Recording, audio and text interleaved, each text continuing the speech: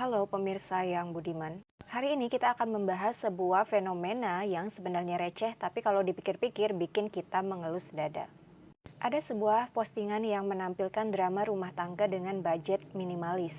Di layar ada tulisan, seorang istri menangis setelah dituntut suaminya menyediakan makanan di rumah dengan uang Rp5.000. Suami berkata, "Kau nggak ada otak itu namanya." Mari kita bedah. Uang 5.000 perak. Di tahun 2026 ini, 5.000 itu dapat apa? Parkir motor di minimarket saja kadang sudah harus siap-siap uang pas. Tapi suami ini dengan kepercayaan diri setingkat CEO perusahaan multinasional menuntut istrinya memasak makanan dengan modal receh tersebut. Kalau istrinya nggak bisa, dibilang nggak punya otak. Wah, ini sih bukan cuma nggak punya otak, tapi mungkin sedang kehilangan koneksi dengan realitas ekonomi nasional. Kawan-kawan, mari kita bicara jujur. Fenomena suami menuntut istri masak dengan budget tak masuk akal ini sebenarnya adalah perpaduan antara toxic masculinity yang akut dan kegagalan paham akan inflasi.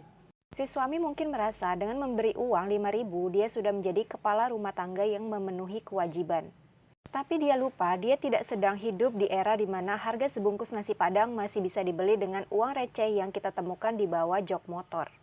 Menuntut istri masak dengan uang 5.000 lalu memaki itu adalah bentuk gaslighting ekonomi yang paling nyata. Di sisi lain, konten-konten seperti ini di media sosial memang didesain untuk memancing emosi kita.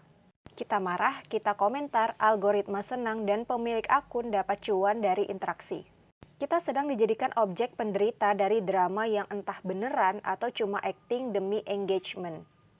Jadi, buat para suami di luar sana, kalau mau menuntut istri jadi ahli masak setingkat Chef Juna dengan modal parkir, mungkin ada baiknya kita bercermin dulu. Cek isi dompet, cek harga bahan pokok di pasar, dan yang paling penting, cek kewarasan ekspektasi kita. Dan buat para istri, kalau ada yang bilang, kau nggak ada otak hanya karena uang 5.000 tak bisa jadi hidangan bintang 5, mungkin yang harus dipertanyakan bukan kemampuan memasaknya, tapi kemampuan si suami dalam menakar realitas hidup. Hidup ini sudah berat, nggak perlu ditambah dengan drama rumah tangga yang modalnya cuma uang 5.000 tapi harga dirinya terasa tak ternilai. Sudah, mending uangnya dikumpulkan, kalau sudah cukup beli nasi goreng saja berdua. Lebih tenang, lebih kenyang, dan tentu saja jauh lebih damai. Saya pamit. Tetaplah waras meski dunia sedang berusaha membuat kita gila. Salam hangat.